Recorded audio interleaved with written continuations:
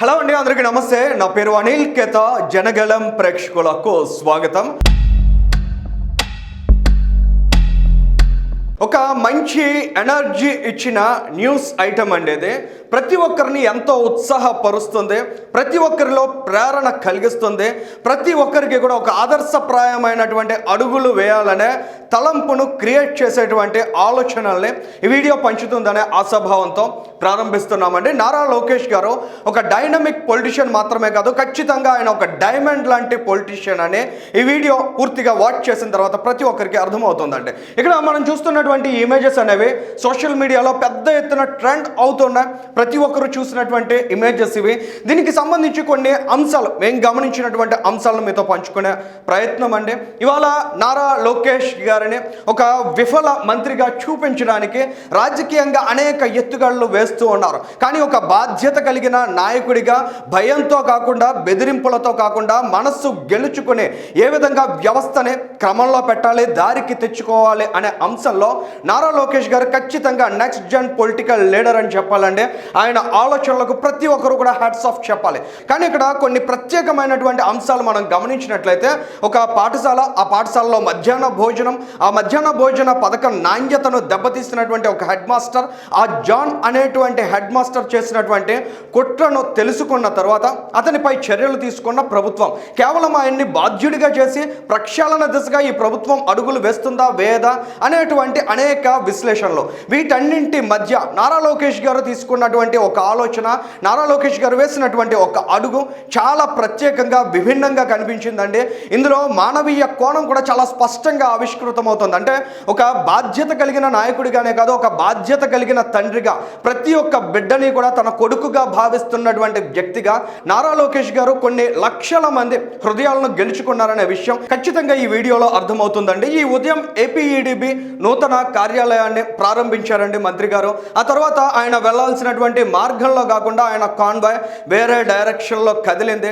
ప్రతి ఒక్కరిలో కూడా ఆలోచన, నారా లోకేష్ గారు ఆకస్మికంగా ఎటు వెళుతున్నారని, ఏదైతే మనం ఇప్పటి వరకు మాట్లాడుతున్నామో ఆ పాఠశాల వైపుగా కాన్వాయ్ కదిలింది. అక్కడ ఆకస్మికంగా మంత్రి గారు వెళ్ళారు, అక్కడి ఉపాధ్యాయులతో మాట్లాడారు, అక్కడి విద్యార్థులతో మమేకమయ్యారు. అక్కడ నారా లోకేష్ గారు వారితో కలిసి వారి సమస్యలు విని, వారికి రానున్న రోజుల్లో ఈ తరహా సమస్యలు పునరావృతం కాకుండా ఏ విధమైనటువంటి చర్యలు తీసుకున్నారనే అంశాన్ని ఈ వీడియోలో మనం గమనిద్దామండి. ఒక 6 వీడియో క్లిప్స్ ఉన్నాయండి. ఈ 6 వీడియో క్లిప్స్ ఒక్కసారి మనం గ్లాన్స్ గా వాచ్ చేద్దామండి. నేను విద్యాశాఖ మార్చునమ్మా. బాగున్నారమ్మా? నీ పేరేంటి తల్లి? విజయలక్ష్మి గారు. ఏం చేస్తామా? 4వ తరగతి చూసుకుంటాను. బాగున్నారా?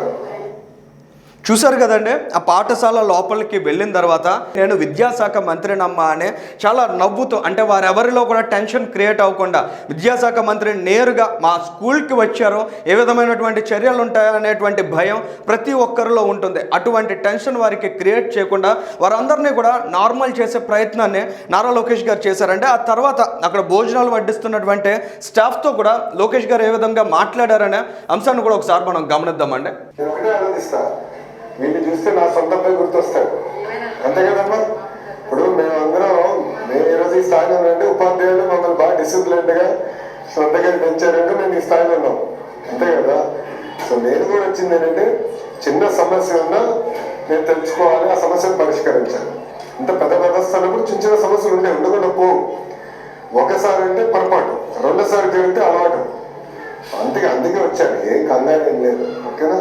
ఉపాధ్యాయులతోటి నారా లోకేష్ గారు మాట్లాడిన తీరు, అంటే వారికి ఏ రకమైనటువంటి స్ఫూర్తిని ఇస్తున్నారు, వారిని ఎక్కడ కంగారు పెట్టడం లేదా వారి మీద కఠినమైనటువంటి చర్యలు తీసుకుంటాం ఇలాంటి మాటలు చెప్పడం కాకుండా చాలా స్వేచ్ఛగా వారితో ఒక స్నేహితుడిలాగా లేదా వారి దగ్గర ఉండేటువంటి విద్యార్థిలాగా ఒక మంత్రి స్థాయిలో ఉన్నటువంటి నారా లోకేష్ గారు కలిసిపోవడం, వారితో మాట్లాడడం చూసినట్లయితే నిజంగా ఇన్స్పైరింగ్ మూవ్ కాక ఇంకేమనాలండి. ఇటువంటి ఆలోచనల్ని నారా లోకేష్ గారు ఏ స్థాయిలో విద్యాశాఖను ప్రక్షాళన చేయాలనే ఆలోచన చేస్తున్నారనే దానికి ఇది ఒక గొప్ప ఉదాహరణ అండి. అక్కడ ఉండేటువంటి ఉపాధ్యాయులతో చాలా స్పష్టంగా చెప్తున్నారు, ఇక్కడ ఉండే ఏ బిడ్డను చూసినా నా కొడుకును చూసినట్లు ఉంటుంది అనే మాట ఆయన మాట్లాడడం ద్వారా ప్రతి ఒక్క విద్యార్థిలో కూడా తమ పిల్లల్ని చూసుకునేటువంటి ఆలోచన ప్రతి ఒక్క ఉపాధ్యాయుల్లో కలగాలనేటువంటి ఆకాంక్షను నారా లోకేష్ గారు వ్యక్తం చేశారండి. ఆ తర్వాత ఆయన అక్కడ మనం చూస్తున్నాం కదండి, ఏ విధమైనటువంటి అరేంజ్మెంట్స్ లేవో ఆకస్మికంగా వెళ్ళారో, అక్కడ ఏదైతే ఉందో అదే ఆహారాన్ని ఆయన తీసుకున్నారో దాన్ని రుచి చూశారు, దాని క్వాలిటీని, నాణ్యతను పరిశీలించారు, ఆ తర్వాత విద్యార్థులతో కూడా ఎలా మాట్లాడారు అనేది కూడా ఒకసారి మనం అబ్జర్వ్ చేద్దామండి. ఉడకబెట్టారా? మీరు ఎన్ని రోజులు ఇస్తున్నారు ఎగ్?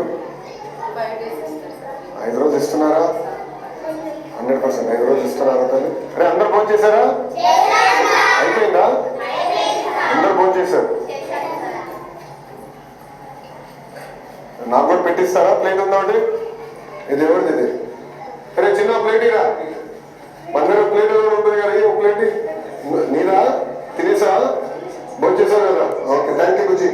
చూసారు కదా, పిల్లాడి దగ్గర ఉన్నటువంటి ప్లేట్ తీసుకుని అక్కడ ఏదైతే ఆహారం ఉందో అదే ఆయన వడ్డించుకునే ఆ తర్వాత రుచి చూసారండి. అంటే ఇంత నిర్మలంగా, ఇంత ట్రాన్స్పరెంట్గా ఒక నాయకుడిని మనం ఎప్పటి వరకు ఎక్కడన్నా గమనించగలిగామా? తనని టార్గెట్గా చేసుకుని, తనని లక్ష్యంగా చేసుకుని, తన ఇమేజ్ దెబ్బతీయాలనేటువంటి ఒక కుట్ర చేస్తే, ఆ కుట్ర జరిగినటువంటి పాఠశాలకు వెళ్ళి అక్కడి ఉపాధ్యాయులతో ఆయన మమేకమైనటువంటి తీరు, ఏ విధంగా నారా లోకేష్ గారు ఒక కొత్త ట్రెండ్ని పాలిటిక్స్లో సెట్ చేయాలని చూస్తున్నారో, గతంలో మాదిరిగా కక్షపూరిత ఆలోచనలో లేదంటే ఎవరైనా మనకి వ్యతిరేకంగా మాట్లాడారంటే వారిని ద్వేషించేటువంటి మైండ్ సెట్ కాకుండా ఒక కొత్త ఆలోచనతో, నవీనమైనటువంటి అడుగులతో నారా లోకేష్ గారు ముందుకు వెళ్తున్నారండి. ఈ తర్వాత కూడా మనం చూసినట్లయితే పిల్లలతో కూడా మాట్లాడారు, నాణ్యతకు సంబంధించి తెలుసుకున్నారు, వారికి ఏ విధమైనటువంటి సమస్య పరిష్కారాన్ని కూడా చూపించారు అనేది కూడా ఒకసారి వినండి.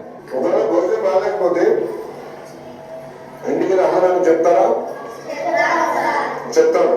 సో అమ్మ నాన్న ఫోన్కి నేను ఫోన్ చేసి కనుక్కుంటే కరెక్ట్గా చూసుకున్నా అన్నం ఎలా ఉంది ఏంటని తెలుస్తుందా? ఓకే, సో నేను మొత్తం వివరాలు కనుక్కుంటానమ్మా, ఓకేనా?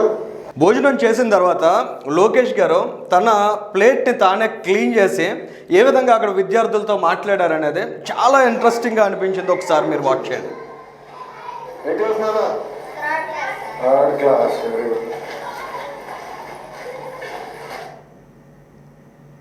బాగా పెరిగిపోతున్నారు ఫాస్ట్గా. రేపు ప్లేట్ ఇవ్వడు కదా, మర్చిపోయినా. మీరా? థ్యాంక్ యూ నాన్న, క్లీన్గానే కడిగా. ఒక స్టాన్ఫోర్డ్లో చదువుకున్నటువంటి ఒక ముఖ్యమంత్రి కొడుకు ఆయన అక్కడ విద్యార్థులకు ఏ ఆహారం అందుతుందనే విషయాన్ని అక్కడ తెలుసుకున్నారు, ప్రత్యక్షంగా దాన్ని చూశారు. అక్కడ ఉన్నటువంటి వాటర్ ఏదైతే ఉందో దాన్నే తీసుకున్నారు ఆయన.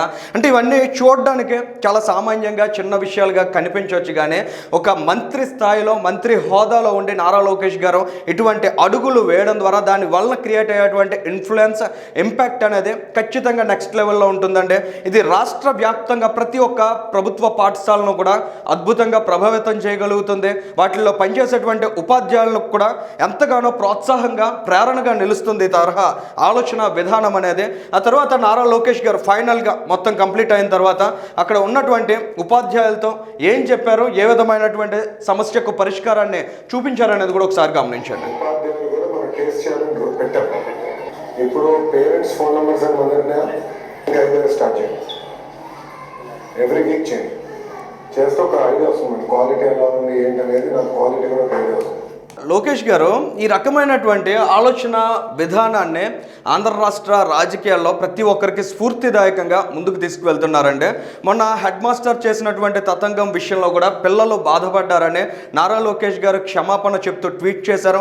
ఇవాళ ఆ పిల్లల మధ్య భోజనం చేస్తూ కూడా క్షమించండి అమ్మా, మిమ్మల్ని కష్టపెట్టాను, ఇటువంటివి మళ్ళీ జరగవు, మీరంతా బాగా చదువుకోవాలి, మీకు ఏ సమస్య ఉన్నా తీర్చడానికి నేనున్నా అనే మాటను ఒక మంత్రిగా నారా లోకేష్ గారు చెప్పారండి. ఇటువంటివి ఖచ్చితంగా మోస్ట్ ఇన్స్పైరింగ్ మూవ్గా భావించాలి. మొన్న నాగబాబు గారు కూడా ఒక ట్వీట్ చేశారండి, అద్భుతమైన ట్వీట్. నారా లోకేష్ గారి నాయకత్వ లక్షణాలు ఎంత అత్యద్భుతంగా ఉన్నాయి, ప్రతి ఒక్కరికి ఏ రకంగా ప్రేరణను కలిగిస్తున్నాయనేటువంటి అంశాన్ని కూడా నాగబాబు గారు షేర్ చేశారండి. ఏదేమైనా ఆంధ్రప్రదేశ్ రాష్ట్ర రాజకీయాల్లో ఇటువంటి కొత్త ఒరవడిని చూస్తూ ఉండడం, గతంలో చంద్రబాబు నాయుడు గారు ఈ తరహా రాజకీయ లక్షణాలు కలిగి ఉండేవారు, అటువంటివి కొనసాగిస్తూ ఉన్నారు. కానీ ఆ తరహా సీనియర్ నాయకులకు ధీటుగా ఇవాళ యువ నాయకత్వం కూడా ముందుకు వెళ్తుందా అనే సందేహాలు ఉన్న క్రమంలో నారా లోకేష్ గారు తీసుకుంటున్న ఈ తరహా నిర్ణయాలు, ఈ రకమైనటువంటి ఆలోచనలు అనేవి ఖచ్చితంగా రానున్న రోజుల్లో విలువలతో కూడినటువంటి నాయకత్వం ఆంధ్రప్రదేశ్ రాష్ట్రంలో సన్నద్ధం అవుతోందనే విషయాన్ని మాత్రం చాలా స్పష్టంగా చాటుతోందండి. ఈ వీడియోకి సంబంధించి మీ అభిప్రాయాన్ని కూడా కామెంట్ చేయండి. Thank you.